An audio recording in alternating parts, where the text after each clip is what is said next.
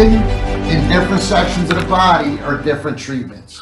So everything, it doesn't matter where it comes from, bleeding that starts in the arms or legs starts with direct pressure and then a tourniquet application. We'll put a tourniquet on, okay? If it's bleeding from junctional areas, like your neck, your armpits, and your groin, okay? Neck, armpits, and groin. Places that we can't put a tourniquet. What we're gonna do is start with direct pressure, and then we use a wound packing technique, okay? And then we have other areas of the body, okay? From the diaphragm, from the center of your chest, up, front and back, we use a waterproof seal, okay? From the center of your chest down to your waistline, we use a pressure and a pressure dressing, okay? I'm gonna go through these steps one by one. So the first thing we start in every treatment is pressure. When somebody has a life-threatening bleed, the first thing we do is put pressure on it, okay? And what it looks like is very simple. الإخوان مايك الله يرحم الوالدين مايك. If this is the injury, okay, that's a big open injury on, say, somebody's leg, literally press and hold, okay? We're gonna push and hold on it, okay? If you have something to put in between you and the patient first, that's great. It's not 100% necessary, but if you have a piece of gauze or anything to put in between them, that's great. Put it on top of the wound, press and hold, okay? Now, direct pressure will stop 99% of most bleeds all by itself, okay? But it takes a long time. I have to hold pressure for 10 to 15 minutes to get it to stop bleeding. Okay, if I'm holding it for, say, 8 minutes and I lift up to check it and blood shoots out of the wound and I go back to pressure, that means I got to restart the clock and I got to hold it for another 10 or 15 minutes. So it's really important to press and hold and don't lift up to look at it, okay? What's interesting, though, is if we have a tourniquet, let's say this is somebody's leg that was bleeding like that. I'm going to come over, I'm going to press and hold. I'm going to ask somebody, get me a tourniquet. They come over with a tourniquet, okay, commercial tourniquet. If I let go of this, I can put the tourniquet on and stop the bleeding for good using this device. Now I don't have to hold it, okay? So the goal is to hold pressure and not look at it until somebody brings you another device to stop the bleeding, okay? باختصار هادشي اللي قال كنعتبروا هذا بحال الرجل. الا كان شي جرح بالغ يعني كيخرج بزاف ديال الدم قال لك غتبرك عليه باش توقف الدم باش ما يكونش النزيف الحاد. وإلا عندك الخيط من الأحسن نحزموه بالخيط وحتى إلا طلقتيه ماشي مشكل. إلا ما كانش الخيط خاصك تدير البريشر وتخلي الدم ما يخرجش بزاف على ما تجي الإسعاف. All right, I'm going to show you a little video again what it looks like. First, you identify the wound, find it, and then we're going to take something and put it over the top if you have it. But notice how she's not using the entire shirt to put over the wound. The reason why she's not using the entire shirt is because if you're missing the spot, you press down and you're missing that spot, you're not going to know it. The shirt is going to act like a sponge. It's going to absorb the blood, and by the time you realize that's getting soaked with blood, it's too late. The person's going to have bled out. So we use just enough to cover the wound, no more. All right. Now, if you have a wound in one of those junctional areas, your neck, your armpit, your groin, okay, we use what we call a wound packing technique. Okay, preferably with something that we call a hemostatic agent. First, I want to show you how we pack a wound. If this is your injury, okay, and it's in one of those junctional areas somewhere I can't put a tourniquet, we're going to identify where the wound is, put pressure on it. Somebody's going to hand me the gauze patch, strips of your t-shirt, whatever fabric you have to put in the wound. We're going to wrap it around our finger, make a wad of it, press it to the bottom of the wound, and then continue to fill it as quickly as we can. Fill the entire area. Okay, get it in all the nooks and crannies of that wound. Get as much in there as we can. Once you fill the entire area, you can't get any more, put whatever's left over on top, press and hold. Okay, and again, we're going to hold pressure for 10 to 15 minutes without looking at it. Okay, at the end of 15 minutes, lift your hand up. If it's not bleeding, then we're going to use a pressure dressing or some kind of bandage and secure it. Okay, if you lift your hand up and it is still bleeding, back to pressure and hold it. Keep that blood in the body. Okay, now you can see I've got a lot of material in that wound. This is what we have to do to الطريقة دابا protect something. الطريقة دابا اللي وراكم دابا قال لك إلا كاين الجرح في بلاصة ما يمكنش نديرو لها الخيط مثلا في الكرش ولا في الظهر مثلا قال لك ما يعني الطريقة اللي ورا دابا كتحاول ما أمكن تدخل يعني هاد التيشو هذا تدخلو من بعد داك الشيء اللي بقى غتدير به يعني الضغط غتدير على الدم الضغط باش ما يخرجش صافي. All right, so let's talk a little bit about gunshot wounds and how gunshot wounds happen, what we look for. I want you to see, this is my little simulator, right? That's a gunshot wound. Are both of these cameras on? Yeah. Okay. So there's a gunshot wound, right? There's a gunshot wound. They both look very different, okay?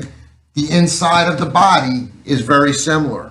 Doesn't matter what it looks like on the outside, the inside is similar. It's not the size of the bullet that does the damage, it's the speed of the bullet. The faster the bullet's traveling, the more damage it does under the surface of the skin, right? You get whatever kind of hole on the surface of the skin. When the bullet goes through that skin, it slows down in such a rapid fashion, it causes a blast wave. If you picture a boat driving across the water, you get that wake behind it, that's what happens under the surface of the skin, okay? So now when we have an injury in an arm or a leg, okay, and we see that hole, we don't have a tourniquet, this would be first, okay, but if we don't have one of those, we could also pack the wound. Or if it's in one of those junctional areas, okay, we're gonna pack the wound.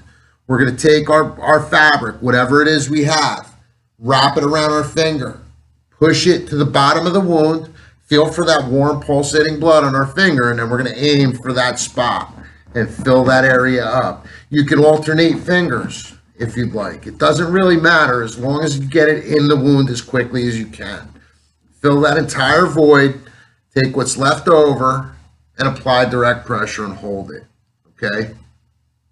Now, if you're using strips of your t-shirt or a regular gauze pad, we hold it for 10 to 15 minutes.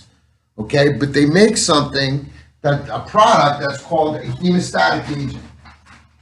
Okay, a hemostatic agent. It looks like this. Okay, it's just regular gauze pad. You'd never know it had anything in it. It's just regular gauze. It looks just like any other gauze pad, but it's impregnated with something called kaolin. It's like a natural clay. And what that does is it pulls the moisture out of the blood and promotes clotting, okay? So quick clot combat gauze or quick clot rolled gauze. There's a bunch of different versions of it. The product that's in the gauze is the same, okay? Again, same technique, getting it in, wrap it around your finger, press it to the bottom of the wound, fill that void, get as much in there as you can, as quickly as you can. Once you fill the void, apply direct pressure and hold it. Now, if you're using quick clot, you only have to hold it for 3 minutes. Okay, you hold it for 3 minutes. At the end of 3 minutes, if it's not bleeding, wrap it up. Okay, at the end of 3 minutes, if it is still bleeding, go back to pressure and hold it for an additional 15. This works very well. This stuff works good, okay? It's what it's for. هذا الباندا هذا اللي وراكم دابا I don't want to touch it. Okay. Yeah, there's nothing on it. You don't feel it. اوكي. Let's try. هاد البنده قال لكم دابا هذه سبيسيال ديال الجروح البالغه بزاف، يعني هي فيها واحد الماده كتخلي الدم يمتص منه الماء، باش يعني ملي الدم كيولي خاتب كيتسد الجرح، كيساعد باش يتسد الجرح. هذا هو الدور ديال هاد البنده. All right, no worries. All right, so again, now where do we use that? We use that on those junctional areas. It's designed for right here, your groin, your armpits, and your neck. Those spots in your body where major arteries run very close to the surface of the skin and you can bleed out from very quickly. Well, while we're on that topic, how long does it take to bleed to death from one of these injuries? If you're hitting the neck or the armpit or the groin, you can die in as little as 3 minutes. Okay, 3 minutes. You don't have a lot of time to take care of that injury. So let's say you're the one that's injured. Okay, you fall through a piece of glass and cut your brachial artery. Okay, something stupid happens. You fall through a piece of glass and cut your artery. Okay, if you just let it bleed and don't do anything about it, you can die in as little as 3 minutes. So it's important for you to react at a minimum, put pressure on it and hold it while you're seeking help. Okay, you have to do something. You can't just stare at it and wait to become unconscious. So put pressure on it. Extend your life. Extend your life until EMS can get to you. That's the goal of all of this, is keeping you alive until EMS can get to your side. All right, let's go over the spots on the body. Again, arms and legs. Starts with direct pressure, then a tourniquet application. You could also pack a wound if you need to in an arm or a leg. Okay? Neck, armpits, and groin, places we can't use a tourniquet. Starts with direct pressure, then a wound packing technique, preferably with a hemostatic agent. Okay? Areas on the body. From the diaphragm up, front back, direct pressure, then a waterproof chest seal. Okay? Something that doesn't let air move in and out. Diaphragm down to the waistline, front and back. Direct pressure, then a pressure dressing. We're going to get into all of those things in just a second. All right, so tourniquet applications, how does that work? Let's take you through the tourniquet first. I'm going to show you the tourniquet, what it looks like, and how it works. So this tourniquet that I'm holding in my hand is called a CAT tourniquet, C-A-T, Combat Application Tourniquet. The pieces of the tourniquet, we have the buckle, okay? The windlass rod. This is the windlass clip. This is the windlass lock. And then we have the self-adhering band or the Velcro strap, okay? Now, what is the tourniquet doing? It's clamping off the blood flow. It's like taking a hose, a garden hose, and kinking it, right? It stops the water from coming out of the hose.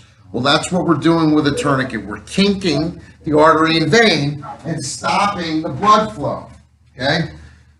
So how do we use this thing? Well, first of all, when you open a CAT tourniquet, it's stretched out just like this, okay? It looks just like this. It's folded and it's nice and tight. All you do is open it and it's in a loop. It's ready to use. You could slide it on your own arm, somebody else's arm or leg. Very simple, okay? Slide it on the arm. We go high and tight, as far up the limb as we can go. It doesn't matter where the injury is. We're going to go all the way up the limb as high as we can go, cover the whole limb. We pull the strap tight, get as much Velcro as you can, keeping the strap as tight as you can.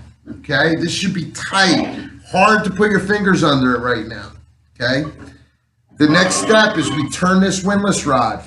We're going to turn that until the bleeding stops. Okay, you just keep turning it until the bleeding stops. And then we drop the windlass rod into that clip so it doesn't loosen up. Pull what's left over through the clip and lock it all down with the white tab. And for how long you can stay like that?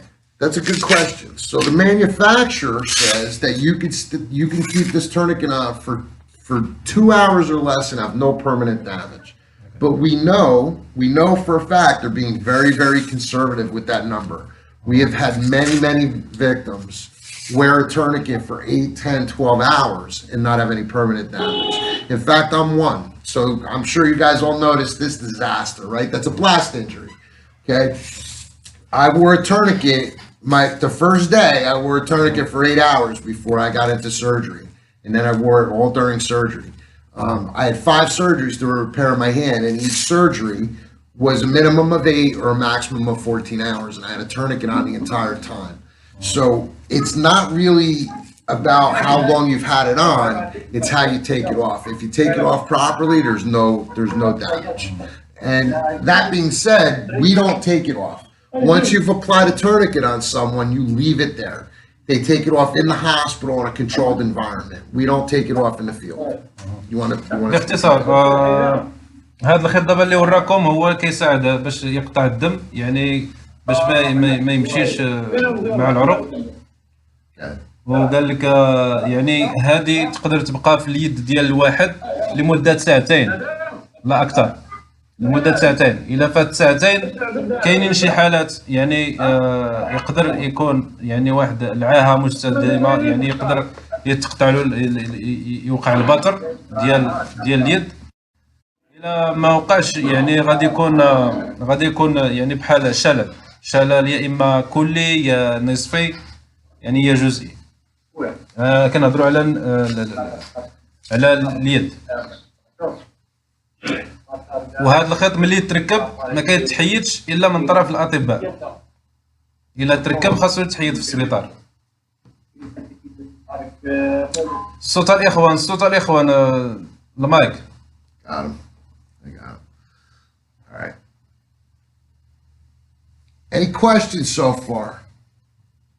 Anybody have any questions about anything we've covered so far? All right.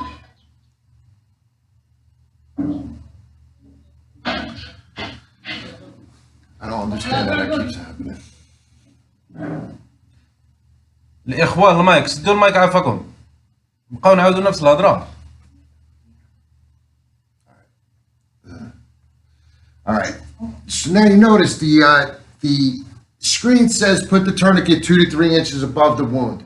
We don't do that. We follow what the military does, and we go high and tight. We cover the entire limb.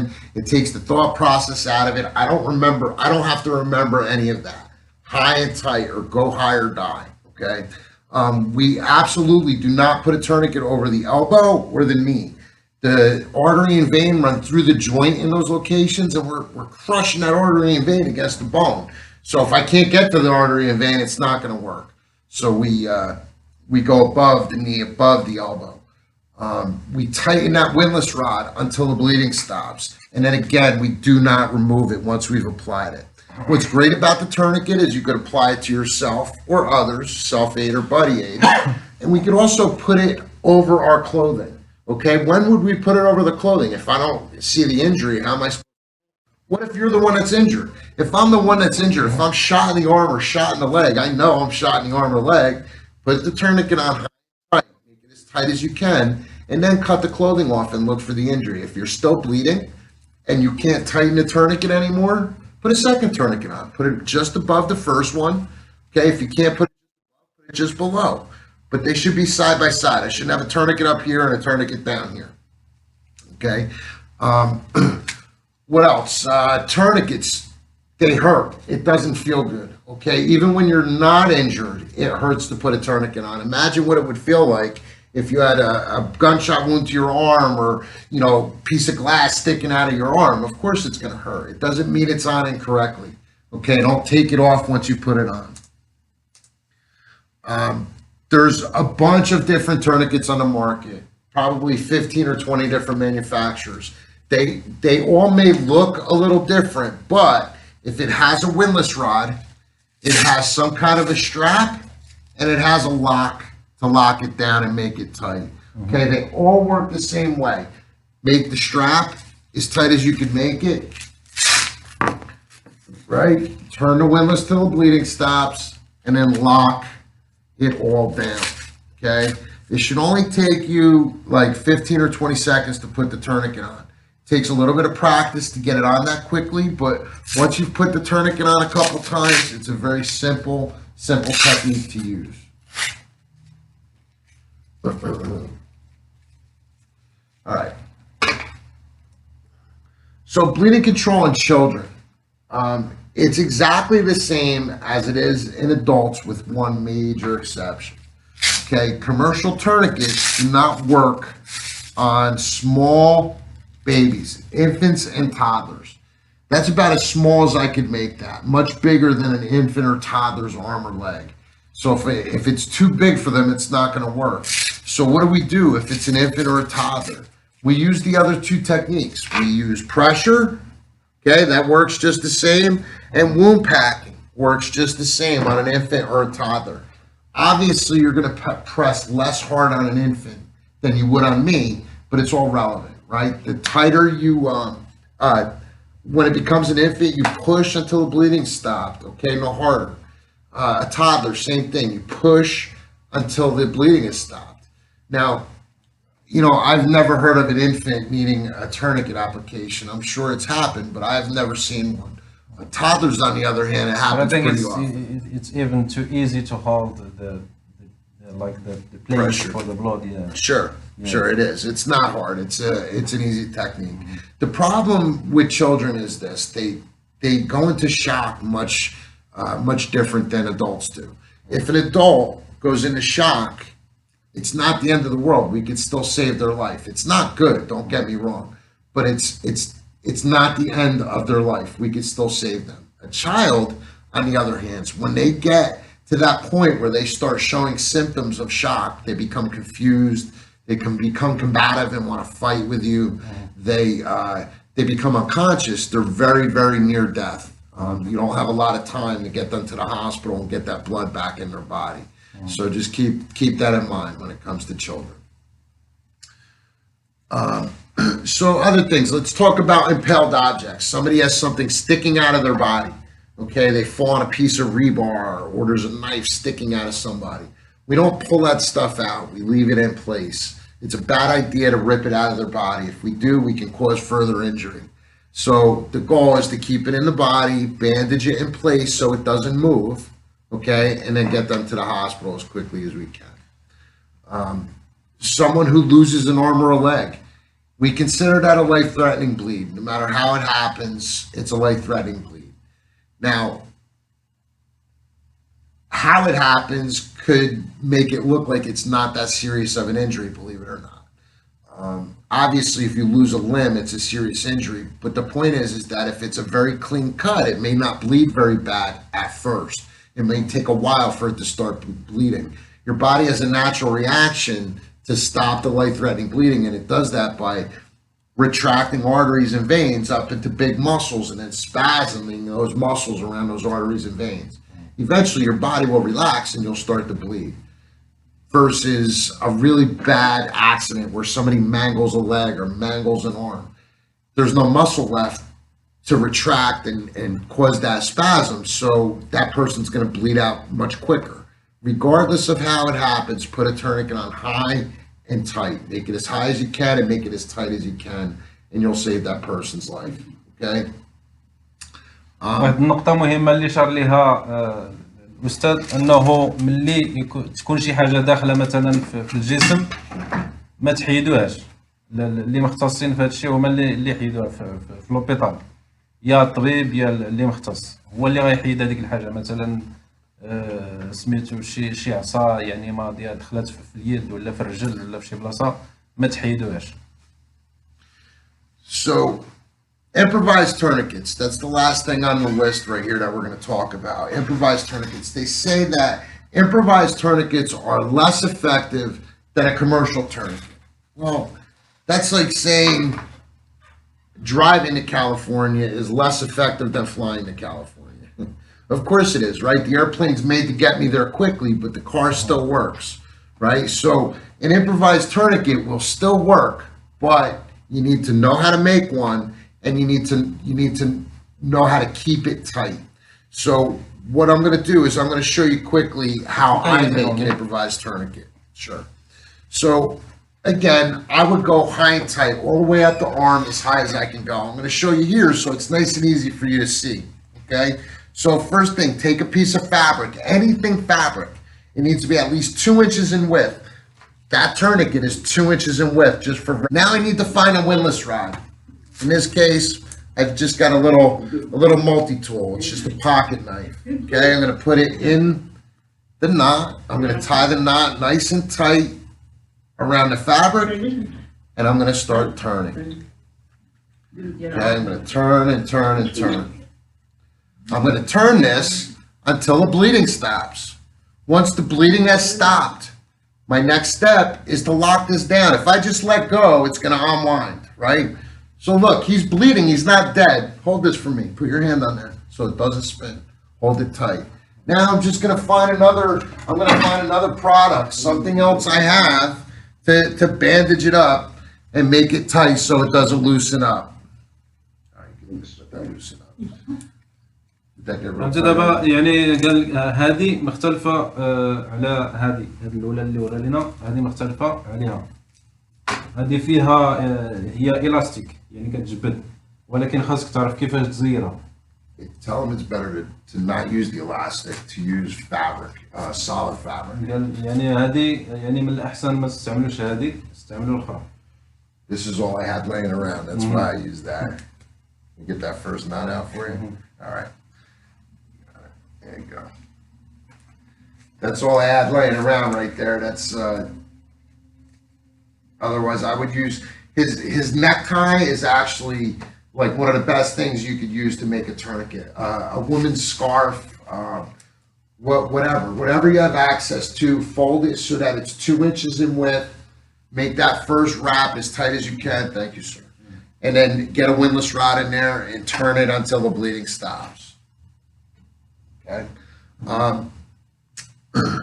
So on your screen, we're looking at commercial, they call them emergency trauma dressings. So you may have heard of Israeli dressing, field dressing, military dressing, an army dressing, okay, pressure bandage, whatever you want to call it. They're talking about an elastic bandage, like an ace bandage. It's elastic with the dressing built into it, okay? This particular bandage is one that we use pretty often here. This one, again, is called, we call them all emergency trauma bandages. We have no term for them. It's an ace bandage with the dressing built in. The dressing is the part that goes on the wound. The bandage holds the dressing in place, okay? It could be made out of the tan ace bandage material, or it could be just a green fabric. Sometimes they make it black. It doesn't matter. If it's elastic and has the dressing built into it, it's an emergency trauma dressing. Can I borrow your arm again? Sure. I'm going to show you how to use this one. Pretty simple. Put the white stuff on the red stuff. See, it's got a piece of plastic right here. That plastic is a lever to make it tighter. So if the injury's right here, I'm going to stop the bleeding, then cover it. Okay, on that first wrap, we're going to go above, we're going to go below, then we're going to go into the clip. Okay, and then I'm going to go the other direction, coming back this way. And that's where I'm getting my pressure from. And now I'm just going to wrap as tight as I can. Okay, pull that elastic out as I wrap. Pull the elastic out as I wrap. The tighter I make it, the better.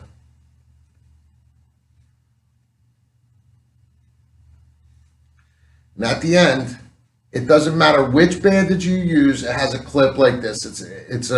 It's just a clothing clip. Just pull the fabric up somewhere, clip it in place, and you're good to go. Okay, very simple. اوكي يعني هذيك المنطقة البيضاء اللي وراكم هذيك اللي كتمشي مباشرة على الجرح والدورة. يعني هذا البلاستيكة البيضاء هنايا كتساعدنا باش نزيرو هاد البنطة مزيان. كتشوفوها هذه. Pretty simple stuff. Now, we don't bandage bleeding wounds. We stop the bleeding first, then we bandage the wound. That's important to remember. This is not strong enough. It doesn't apply enough pressure to stop bleeding on its own. Okay, so we need to stop the bleeding first, then we can bandage the wound. So now this brings me to my next part of this. we never use this as a primary treatment, okay? We use pressure, we use the tourniquet, we use something else, unless, one exception, unless it's a belly injury, right in here. Okay, when you have a hole in your belly, okay, if I took a knife and went, what's gonna happen? I just pour out, right? Your intestines pour out, your body organs will pour out of that hole, okay? It's nasty, it looks really bad, not necessarily fatal. Okay, we could actually save that person. You lie them flat, you pile the stuff back on the belly and bandage it in place so that it's there and it doesn't hang all over. Get that person to the hospital. Not much we can do about that person in the field. Okay, but a hole, single hole, gunshot wound, okay, something that looks like this will do the same thing over time. Okay, you get a هذه الضربات القرطاس هذه. bullet hole, stab wound. Okay, if you don't put pressure on that, in a few minutes, you get a little bump. And then after that bump, you get a sausage link, and then a bigger one, and then a bigger one. It gets bigger and bigger and bigger. Okay, the goal is to prevent that from happening. And the way we do that is by putting pressure on it and holding it, and then using the pressure dressing to hold it in place. Okay, pressure and hold until somebody gives you this bandage, and then wrap the bandage around the waist bunch of times. Make it as tight as you can. Build another set of skin and muscle over that hole so that it can't get worse and worse and worse.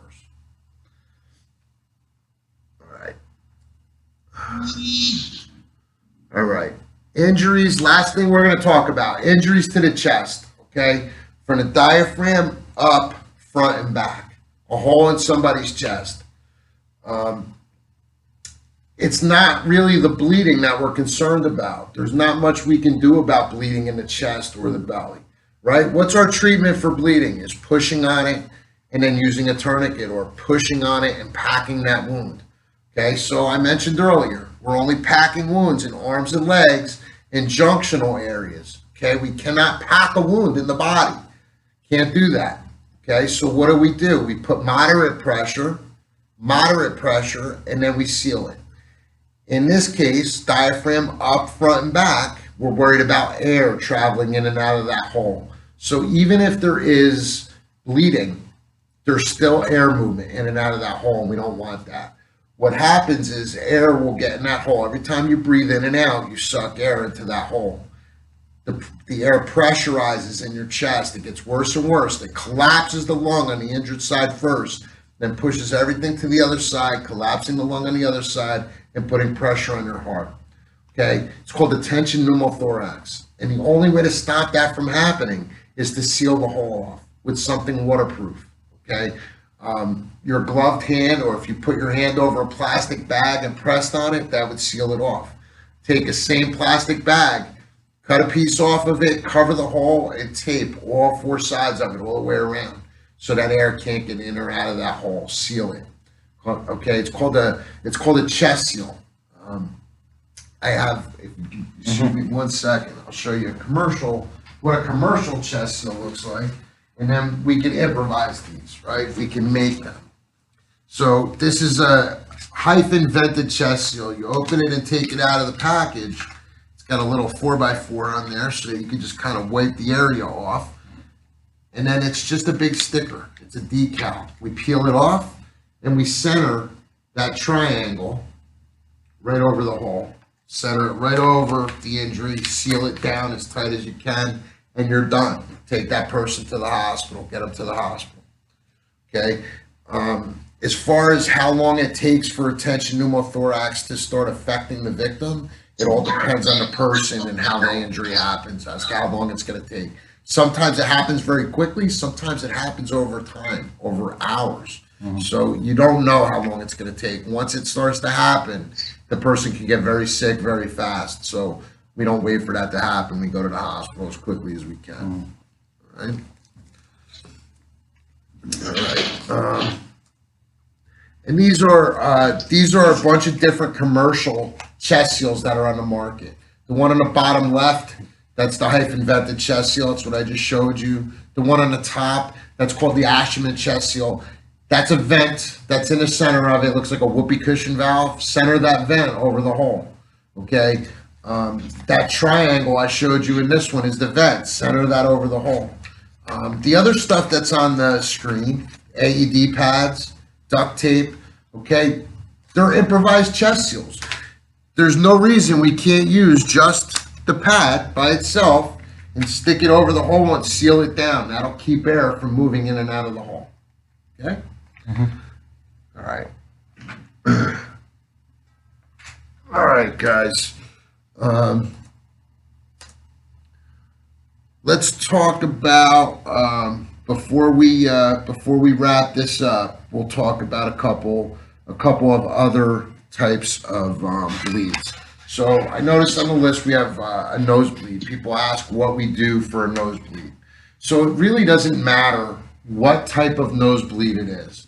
Okay, whether it comes from a natural cause like high blood pressure or dry skin from the weather, whatever, or it comes from trauma. Either way, if you tilt your head back when you have a nosebleed, the blood's going to run down your throat and into your stomach, and it's going to make you sick.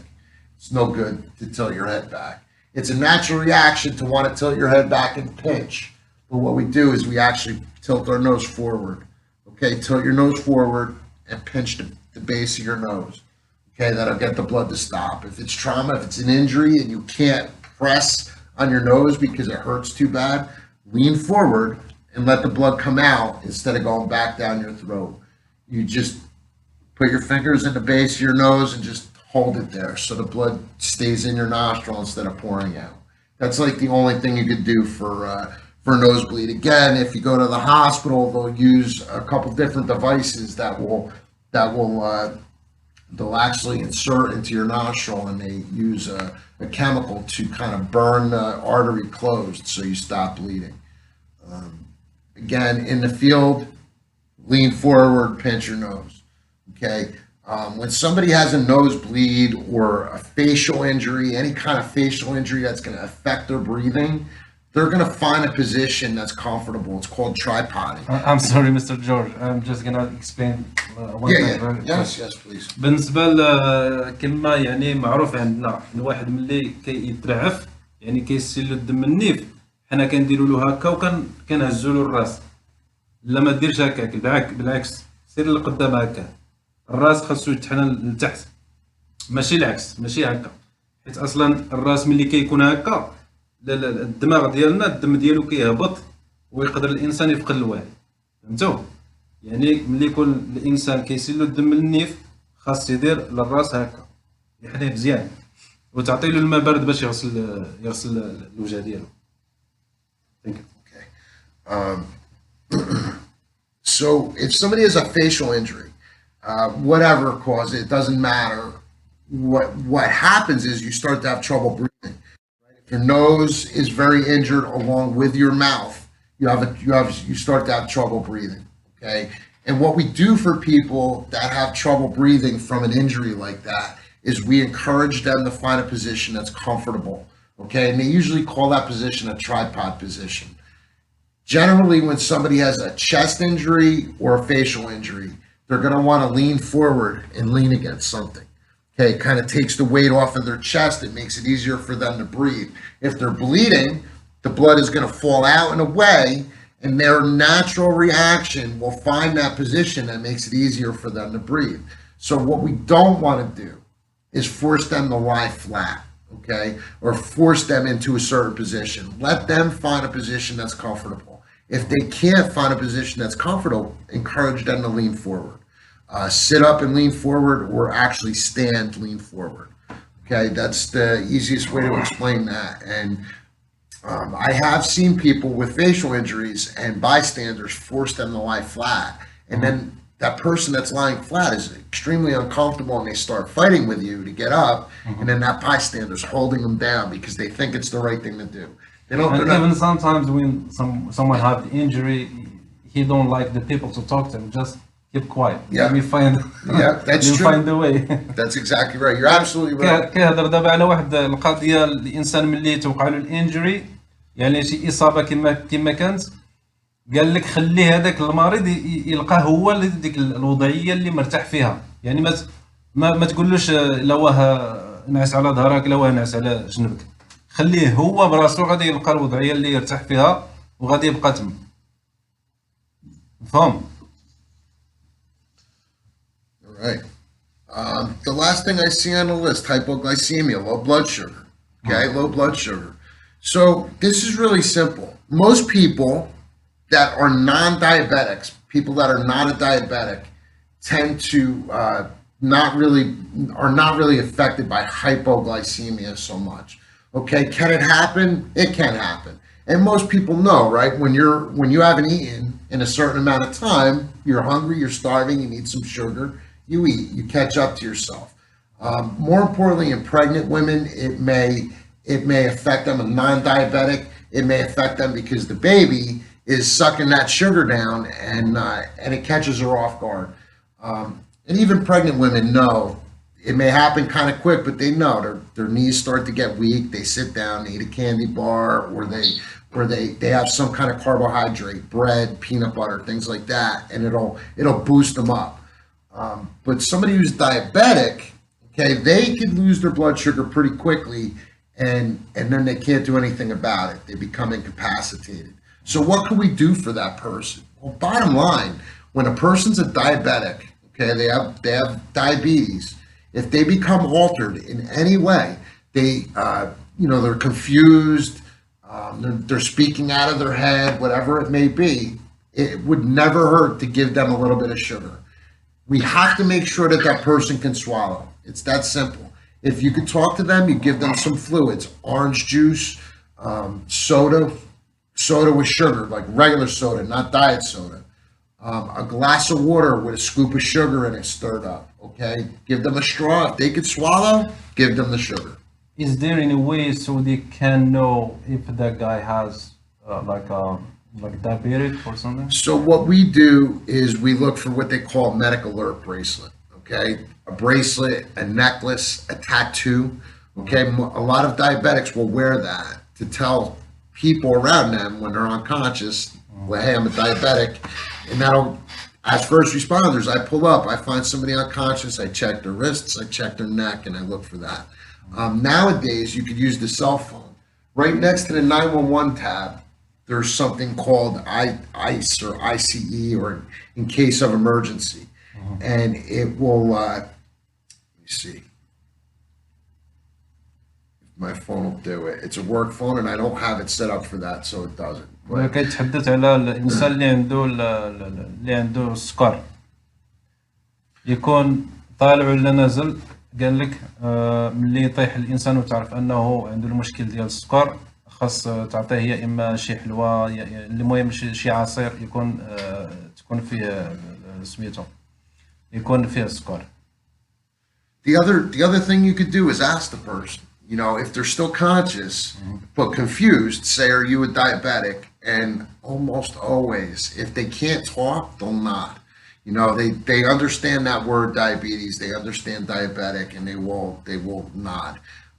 Just because they can't talk at the moment and they're slurring speech or they're not making sense doesn't mean they don't understand what you're saying.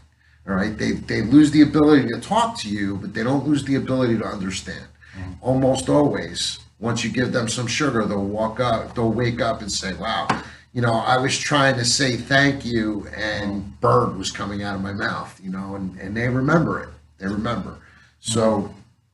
But it's not gonna hurt if he was anything else beside the diabetic. If you give him like sugar, right, it's not gonna hurt. No, right? Exactly. That's exactly right. Even if they have high sugar, and that's why they're sick right now, it's not going to make it any worse because it doesn't affect them fast enough to make it any worse. If it only help. قال لك دابا سميتو يعني الانسان اللي كيطيح وانت كتشك انه مثلا حنا يعني كاساتذه عندنا القاعات ديالنا كنعرفوا الانسان يعني هذا ازمه مثلا، وكنعرفوا هذا يعني فيه السكر، يعني كنعرفوا ان في هذاك المرض المزمن. يعني ملي توقع له شي حاله ديجا انت عندك فكره مسبقه انه هذاك الانسان مريض. يعني قال لك بالنسبه للناس اللي عندهم السكر ولو يكون طالع نازل كتعطيه السكر، ولو الانسان يكون انكونشس يعني فاقد الوعي ديالو، يعني ماشي فاقد تماما ولكن هو كيشوف فيك ولكن ما قادرش يهضر. هو راه كيسمع لك وعارف اش كتقول ليه ولكن ما يقدرش يجاوب. مع ذلك خاصك تعطيه الماء اللي فيه السكر ولا المنشي سائل اللي فيه يكون فيه السكر، عاد غادي يستعد سميتو القدره ديالو باش يهضر. I'm gonna get one more mannequin. I want to talk about choking. اوكي. Okay, let me just go grab this device. I'll do choking in adult, child, and infant. Okay.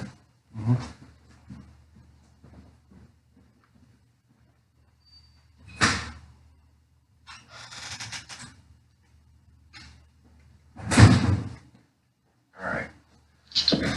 All right, guys. Let's talk about choking. We're going to talk about choking in adult, child, and infant. All right. There's a couple things we need to know about a person before we can determine whether they're choking. First and foremost, an adult. Okay. What are they going to do? We've all choked on something. Everyone that's in this meeting has choked on something for a second or two, right? We know that feeling of sheer panic, right? When someone is in a group of people and they start to choke, they want to leave. They don't want to be in that group still. Why? Because you're going to cough that item out in front of everyone. It's embarrassing and you want to leave. Okay. You want to go to the bathroom. You want to go out of the room. If that happens, if somebody starts to choke, someone needs to go with that person, even if it's a partial airway obstruction. So what's the difference between partial and complete? The bottom line is sound. Okay. If somebody starts to choke and they're coughing, we don't do anything for that person. We wait.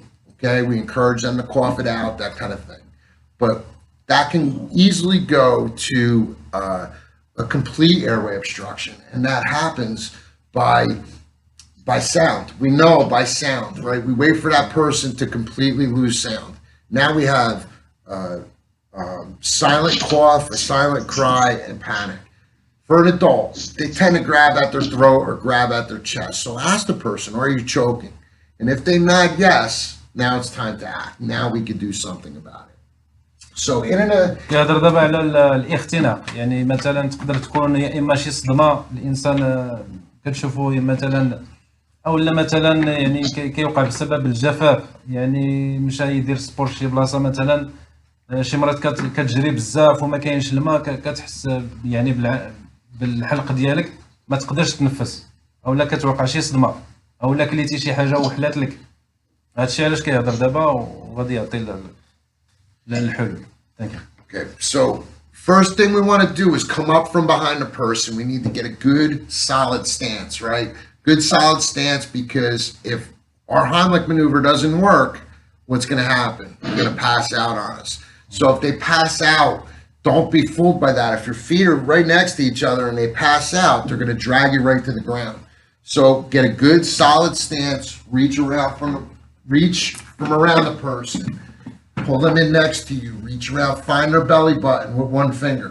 Okay, when you find their belly button, reach around, make a fist with the other hand, put it right over your finger, and then turn up like that. If you turn up from your finger, that's going to put you right in the middle of the abdomen, right? And then what do we want to do? What do we want to do? The Heimlich maneuver is this, right? We want that waterfall motion right into their diaphragm. We're trying to knock the wind out of the person. That's what the Heimlich maneuver is. Okay, I bet you everybody on this screen can knock the wind out of somebody, right? Or you've had the wind knocked out of you. And you know how hard it is to do that. It's not an easy, light technique. We need to, as hard as we can, hit that person in the diaphragm and try and get them to knock that item out.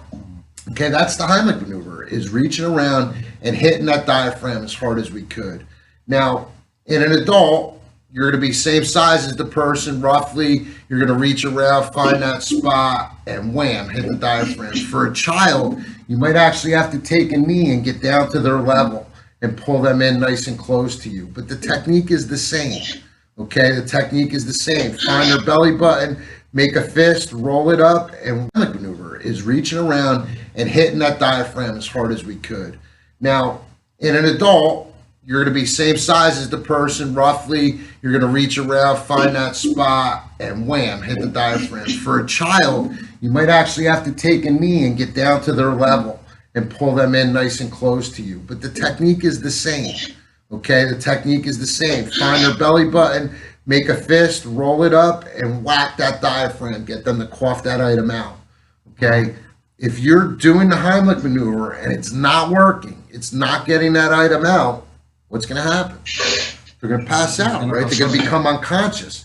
It doesn't take long. It only takes about 4 minutes for a person to become unconscious when they're not breathing.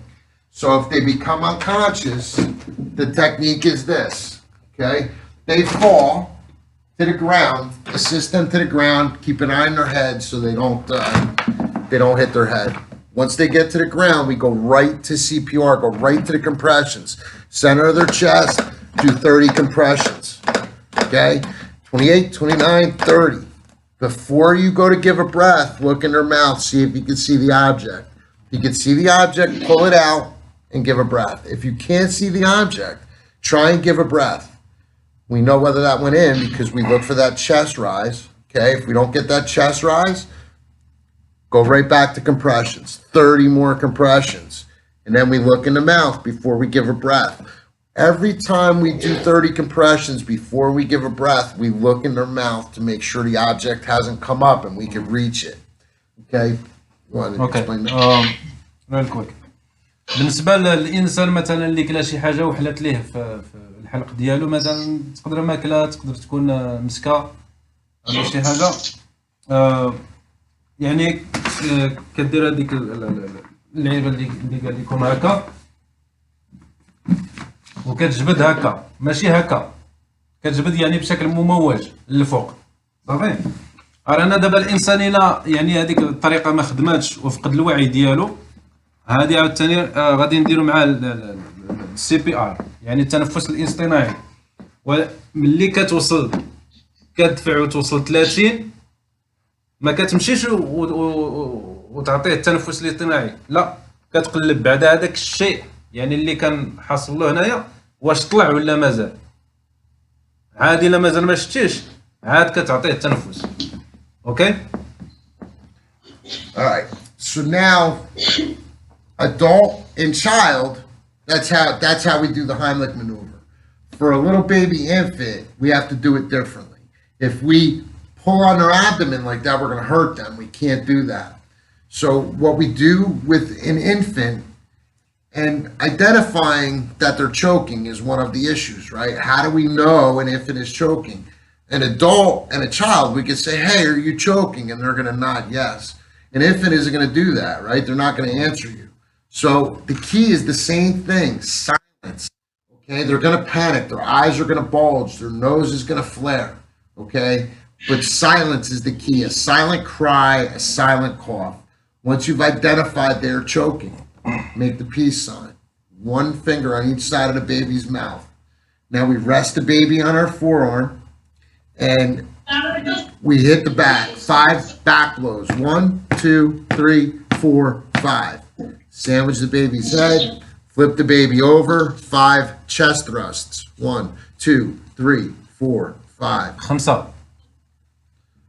1, 2, 3, 4, 5. We continue this process. We continue this process until one of two things happens. Either the baby's going to spit the item up, or the baby's going to become unresponsive in your hand, right? 2, 3, 4, 5. If this doesn't work, the baby's going to become unconscious. If the baby becomes unconscious, we put the baby on a hard surface and we do compressions. Okay, we do 30 of them. 1, 2, 3, 4, 5, 6, 7, 8, 28, 29, 30. Okay, before we give a breath, we look in the mouth and look for the object. Yeah, I'll explain the compressions in a minute. I'm going to do that. We continue. The steps are exactly the same as it is for an adult and a child once the baby becomes unconscious. Okay, now, before we go any further, I want to take you through CPR on an infant. Okay, we talked about compressions on an adult and a child. They're the same. Okay, doing a compression on an adult or a child is exactly the same. no matter what the age bracket is. Okay, an infant is a little bit different. Okay, how do we know what an infant is age-wise? We're going from newborn to 1 year of age. That's considered an infant. Okay, they're about 1 year of age. So, first of all, we look for the same exact thing in a baby. We look for chest rise. If I don't see chest rise in the baby, I assume that the baby is in cardiac arrest. Okay, it's okay to do that. So we call out for help. Somebody help, get me an AED. If you can't call yourself, dial 911 on a speakerphone and lay it down next to you. Okay, and then we start compressions. Compressions on an infant are done with 2 fingers, right along the nipple line. Okay, right along the nipple line center. And we're gonna go to a depth of 1.5 inches, or 1/3 the depth of the chest. Okay, so we find the center of the chest and we compress. 30 compressions. 28, 29, 30. Head tilt, chin lift, 2 breaths. Okay, we do breaths the same way on an infant as we do as on an adult, a barrier device. Only we cover the entire head, nose, and mouth. Okay, we cover everything. 2 breaths. And back to compressions. Okay. Another way that you could do compressions on an infant, if you don't like using 2 fingers, you could use 2 thumbs. Wrap your fingers around the baby's chest and use 2 thumbs to do compressions. Okay. Either way, we're doing the same thing, right? We're compressing that heart, pushing that heart in and out, circulating that blood around the body. Okay. دابا هضر على سميتو على اللي كتعطي التنفس الاصطناعي الكبير، ماشي بحال الصغير وماشي بحال الانفانت، يعني البيبي. هو كنستعملو غير 2 الصباع صافي، يا اما هكا 2 الصباع، يا اما هكا، يا اما هكا كتشوفوا.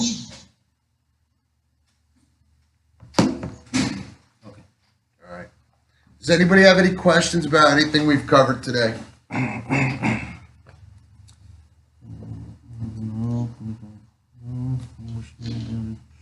Just one of those. That's, I think, because sometimes they want to go dodging, like jogging outside. Okay. So heat exhaustion versus dehydration. Okay. So we're going to talk about heat exhaustion, heat stroke, and dehydration and the cause and effect. So dehydration, not having enough fluids in your body. Becoming dehydrated is pretty easy, okay? It all depends on your environment. You can become dehydrated in the winter in -10 degrees quicker than you can become dehydrated in 110 degrees, believe it or not. Your body works harder to keep yourself warm than it does to cool yourself off, okay? So first and foremost, it's very important to stay hydrated. Keep water in you, okay? You need to drink a lot of water, a lot more than most people do. People don't realize how much water you're supposed to intake. So if you're exerting yourself in the heat, you're going to become dehydrated quickly.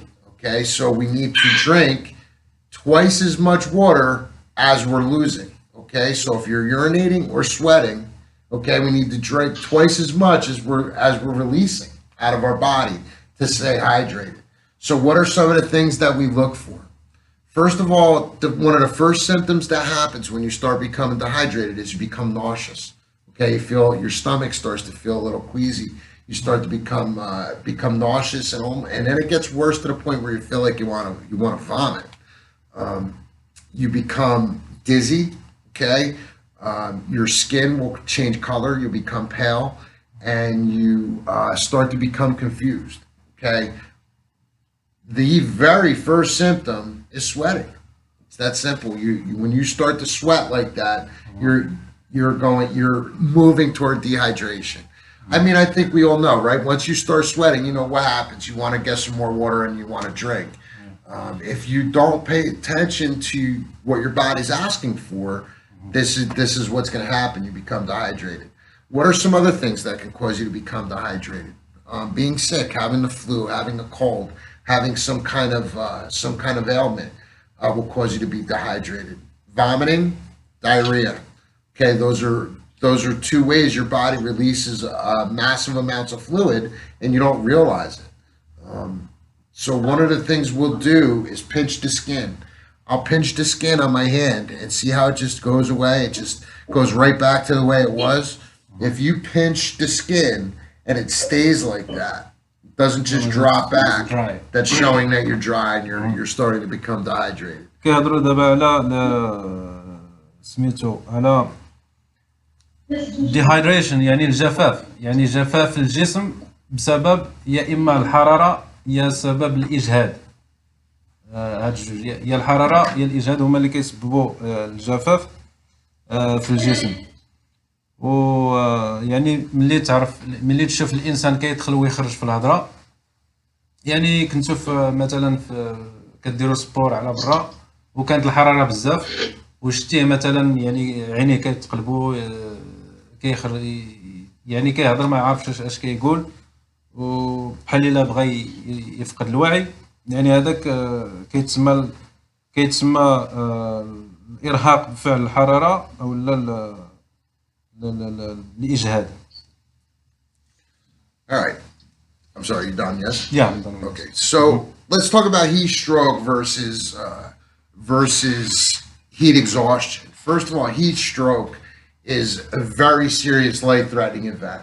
Okay, heat exhaustion is on its way to heat stroke, right? If heat exhaustion happens first, and it's the same cause and effect as dehydration. Okay, dehydration will happen first. You become dehydrated.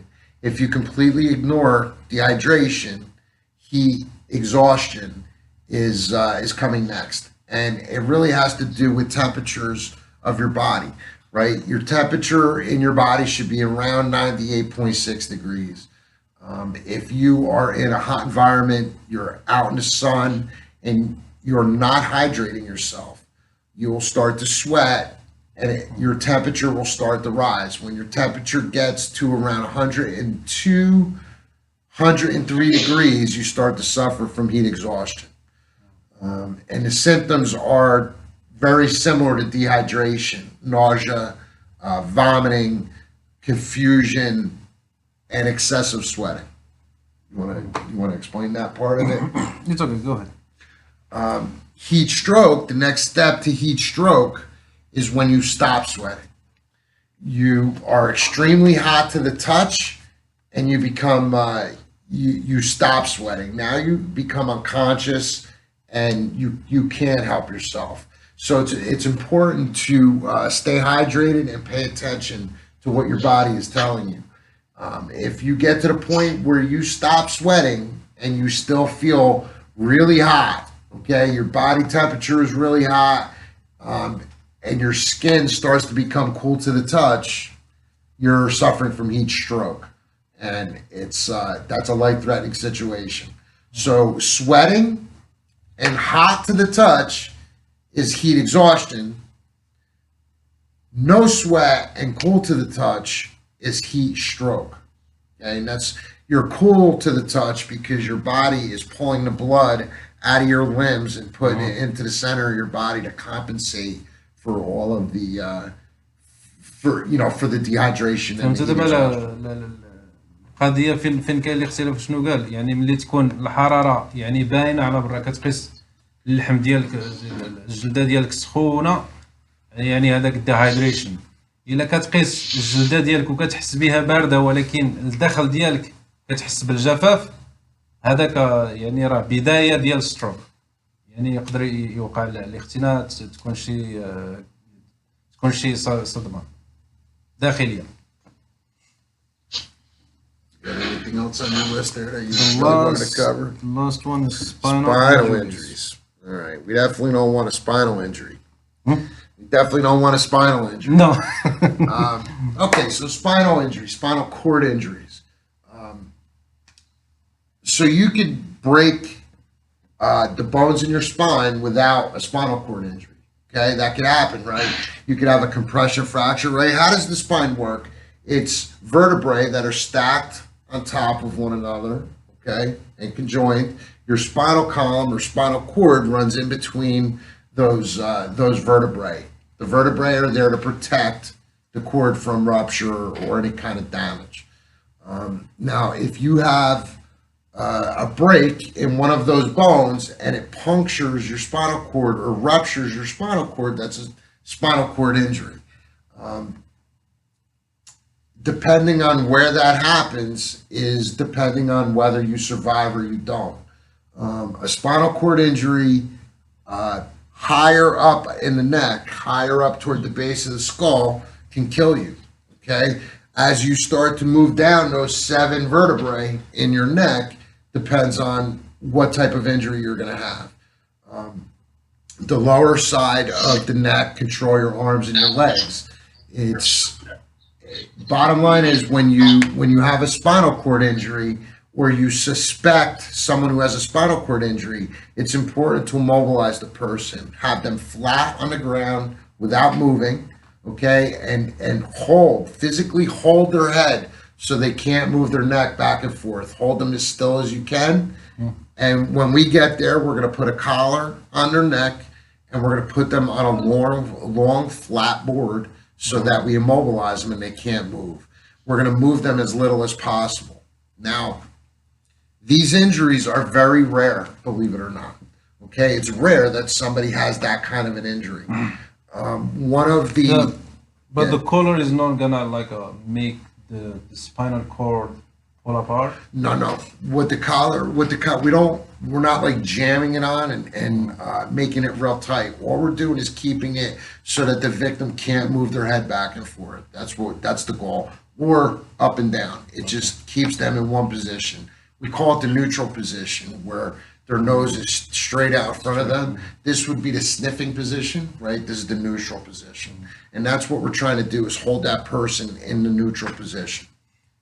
دابا كنهضر على السباينال كورد اللي هو العمود الفقري. ملي كتوقع شي إصابة على مستوى العمود الفقري، دائما حاول ما أمكن أنه المريض يبقى يعني في وضعية مستقيمة، يعني ملقى على الأرض يعني وما يتحركش. ولا لقيت يعني البروتيج اللي كيدار في العنق من الأحسن باش ما يتحرك لا اليمين لا اليسار ولا الورا ولا القدام، باش يعني ما تضعفش الإصابة. وسميتو يعني المستوى ديال سباينال كورد، يعني الى مشيتي انت كتهبط قال لك هذاك يعني كيتحكم في يعني رجلين، يقدر الله يستر يكون شلل. وانت غادي كتطلع حتى توصل مثلا هنا الى شي واحد مثلا تضرب في هذيك البلاصه، راه الموت. يعني هاد البلاصه يعني حساسه اكثر من التحت. Other symptoms that a person would suffer from a spinal cord injury could be tingling in their fingers, hands and arms, or tingling in the feet or lower legs. It depends on where the injury happens as to what kind of feeling they're going to have. Obviously, lack of movement in an arm or a leg. If the person can't move their feet or can't move their hands, we're going to suspect a spinal cord injury. And the best thing you can do for that person is keep them as still as possible until trained personnel get there. Okay. Right. شي سؤال للإخوان؟ اللي عنده شي سؤال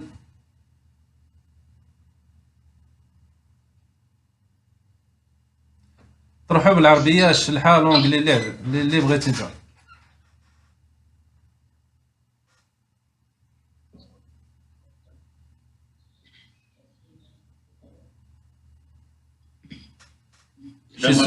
شي سؤال الإخوان؟ مرحبا، تفضل. السلام عليكم شيخ نادر، معك بشير من الجزائر. مرحبا. السؤال تاعي هو حول العمود الفقري لما يعني الرياضي يسقط، يعني لما الرياضي يسقط قلت انه ما لازمش نحركوه من الوضعيه اللي يسقط عليها هكا.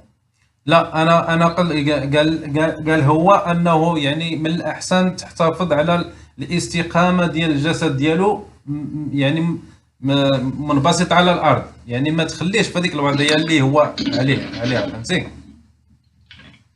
يعني خاص ينعس على ظهره.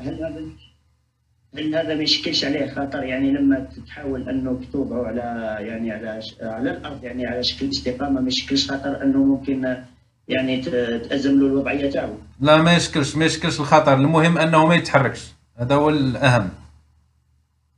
بارك الله فيك شيخ. مرحبا.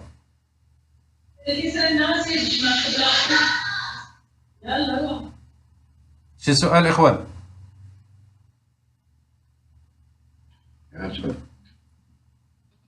السلام عليكم. وعليكم السلام. عماد صاحب مدينة وجدة، إلا الله جازكم بخير، إلا جات على خاطركم. كنت كنشوف الطريقة نتاع الدرس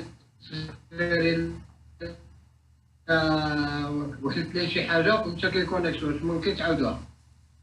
اوكي، اذا بالنسبه للدري الصغير الا وحلات ليه شي حاجه، عندك جوج صباع، ماشي خمسه، ما هنا عندك جوج صباع، يعني كتدفع هكا، كتشدو هكا رجلين هكا، كتشد يعني هاد 4 صباع، كتشد له سميتو الراس ديالو يكون بين هاد جوج صباع، وكتدفع.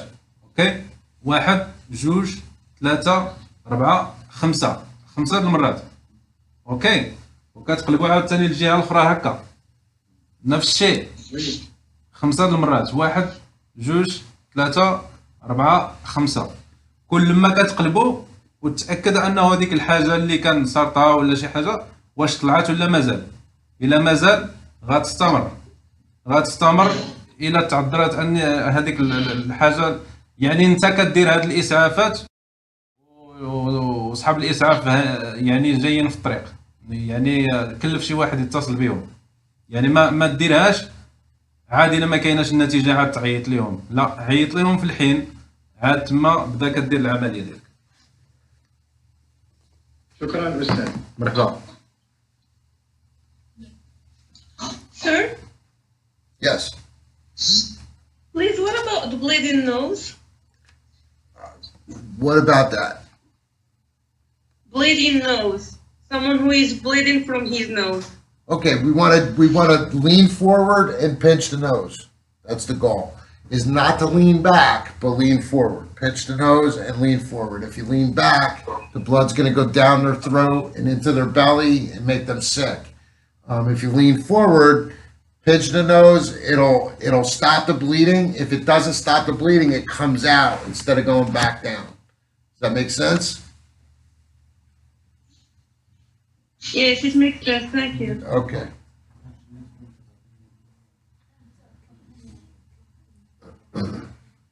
Any other questions? السلام عليكم. Sir? زايد شي سؤال يا اخوان؟ أستاذ فريد. مرحبا، تفضل. أخويا بغيت نسولك على كيفاش نقوم بإسعاف شخص مضطر مستوى. الصوت كان تقطع شويه، ما سمعتكش مزيان، عاود السؤال من فضلك. أستاذي كيفاش يمكن لي أن نقوم بإسعاف شخص مصاب على مستوى الفك. على مستوى الفخذ، الفك. الفم. الفك. He was asking about like if somebody he get injury in this part. Okay. Like he was like, let's say he was like running in the Georgia and he fell and he fell up in this part. And the injury is in the bottom jaw? Yeah. Bottom of his jaw. Mhm.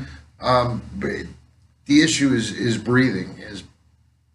As long as his airway is open, just like any other fracture, keep it still, and we need x-rays to see how to set it.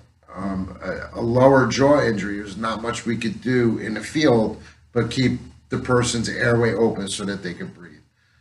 Just like any other facial injury, if they're bleeding, let the blood come out as opposed to going back down and blocking off their breathing. اوكي. في حالة انه اذا كان يعني الدم كيخرج، حاول ما امكن هذاك الدم ما يرجعش للداخل، ما يرجعش يمشي للمعده حيت غادي يمرض. اما الا كان يعني ما كاينش الدم، يعني اللي نقدروا نديروه اننا نتاكدوا ان الشخص كيتنفس. هذا اللي هو مهم. الا كان كيتنفس يعني الاسعاف غتجي وتديه للسبيطار، هما اللي غادي يعرفوا شنو غادي يديروا ليه. اما حنا الدور ديالنا انه نتاكدوا ان المريض كيتنفس. هذا في هذه الحاله اللي انت هضرتي عليها. اوكي، شكرا استاذ. مرحبا. يمكن واحد كيستون. مرحبا. السلام عليكم بعدا. عليكم السلام. شكرا جزيلا، يعني thank you for this presentation. انا بغيت غير نعقب على واحد القضيه سي فريد. مرحبا. بالنسبه للاستاذ الكبير اللي راه شرح ما فيه الكفايه، غير بعض الملاحظات. كانت القضيه ديال الاختناق يكون ان كور ايترونجي او نيفو ديال هذا لا غورج. يعني واحد لو كور ايترونجي، واحد الجسم بلعتي شي حاجه وبقات لك في الحلق. دابا هذه في هذه الحاله غير باش نبين للاخوان راه تنفرقوا ما بين partial obstruction and complete obstruction. يعني واحد الاختناق تام والاختناق الجزئي. دونك يعني بالنسبه للكومبليت اوبستركشن يعني فاش الانسان ما تيقدرش يتنفس. الاستاذ سبيل، اسمح لي الاستاذ سبيل. هو شر لهاد المساله اللي انت كتهضر عليها دابا، انه يعني كنديروا يعني الاسعاف ديالنا والمريض باقي يعني في الوعي ديالو. رانا دابا الا انت مازال كدير الاسعاف ديالك والمريض يعني فقد الوعي، يعني قال لك هو كتستمر في اعطاء الاسعاف، بينما انه الاسعافات الاول اصحاب الاسعاف يجيو. فهم؟ اسمح لي سي فريد، عبد الرحمن معاك، ماشي سي سبيل. مرحبا. بالنسبه غير بغيت هذه القضيه، يعني هذيك لا ميثود ديال اللي دار الاستاذ هي لا ميثود دو هيمليش، تسمى لا ميثود دو هيمليش. هذيك تدار اون كاو يعني بنادم ما تيتنفسش. اما ملي تيكون الانسان مثلا مختنق عنده واحد لوكور ايترونجي وتيهضر معاك، تيقول لك لا راه تيهضر، مازال تيهضر، بمعنى انه تيتنفس. هذاك ما كديرلوش ديك لا ميثود، كتخليه كتحاول ما امكن تبروفوكيه باش يفتح ولا يدير باش يخرج داك لوكور ايترونجي. فهمتيني؟ واحد السؤال عاوتاني الا كان ممكن تعطيه الاستاذ، هو غادي يفيدنا في هذه القضيه. مثلا بالنسبه لواحد اللي عنده اون بليسور بلادين وطيح في الطريق مثلا، وني اوبليجي انه نديوه لواحد لوبيطال اللي هو بعيد مثلا، وغادي نديروا ليه هذاك دو تورنيكيت، يعني كتسمى له كارون. وكانت واحد لا ديستونس كبيره، يعني اكثر من ساعتين. يعني هذا لوكا شنو خاصنا نديروا له؟ هذا هو السؤال ديالك. مرحبا الاستاذ عبد الرحمن. هو الا كنتي متبع معنا مزيان قبيلات ملي كان كيشرح في هذا لوبجي هذا، وكان هضر على هذا التيشو هذا اللي هو اللي كيسد الوونز الجروح. راه هذا الا درتي هذا اون فوا، يعني الدم ما كيبقاش كيسيل، يعني تقدر تمشي حتى يعني ساعتين ماشي مشكل. يعني المهم انه الدم ما بقاش يسيل. شكرا سي، شكرا. ثانك يو فور ذيس بريزنتيشن. مرحبا. Thank you. You're welcome. اوكي، شكرا لكم جميعا. إلا كان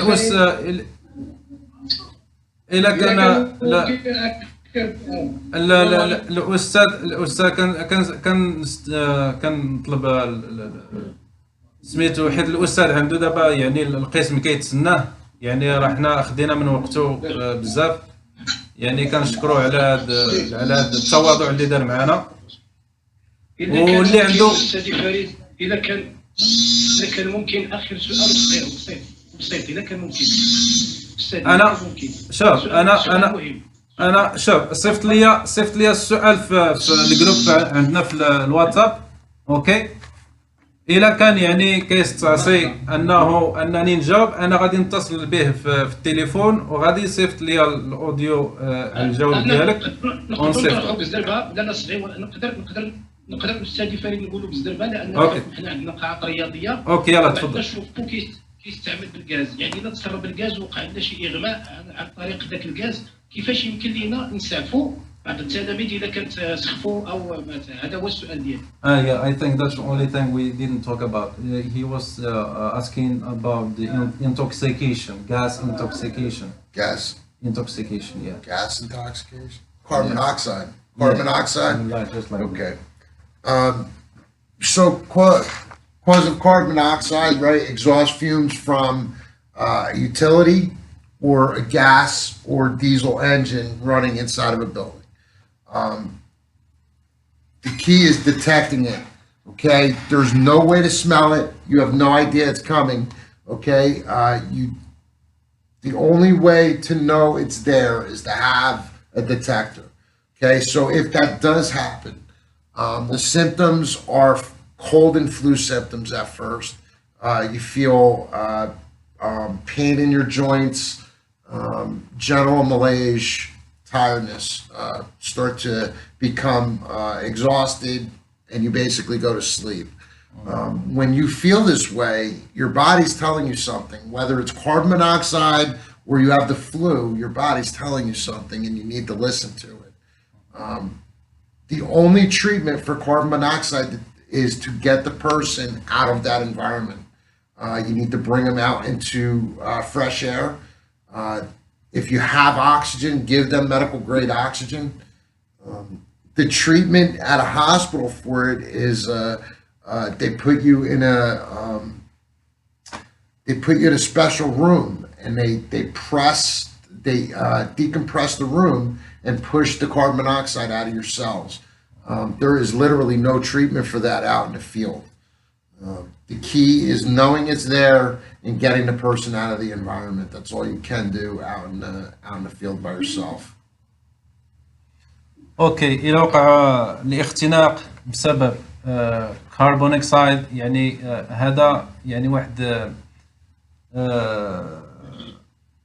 هذا ما كيتشم، ما عندوش الريحه، يعني بالخلاف على الغاز، يعني غاز البوتان، يعني كربون مونوكسيد يعني ما عندوش الريحه، تقدر انت تكون كتشمو حتى تفقد الوعي والدم والامانته، ولكن الغاز عنده الريحه، يعني الانسان الا شمو راه غادي يدير اللازم باش يتفادى يعني سميتو. وبالنسبه للحاجه الوحيده اللي نقدر نديرو ان تخرج هذاك المريض بعدا من هذيك البلاصه، تديه لشي بلاصه فيها الاكسجين، تكون مساحه واسعه، يعني وتعيط الاسعاف، وإلا اقتضى الحال انه مثلا الانسان فقد الوعي تعطيه السي بي ار، يعني التنفس الاصطناعي. هذا هو الحل. وشكرا لكم جميعا. شكرا جزيلا لكم. And we would like to thank Mr. George to having us today, and we miss today Mr. Dennis. هو المدير ديال اليونيفرسيتي، تعذر عليه يجي، ماشي مشكل. غادي نقدموا كلمة شكر للأستاذ جورج على هذا التواضع اللي تواضع معنا اليوم إن شاء الله، ونقدموا ليه شهادة شكر إن شاء الله.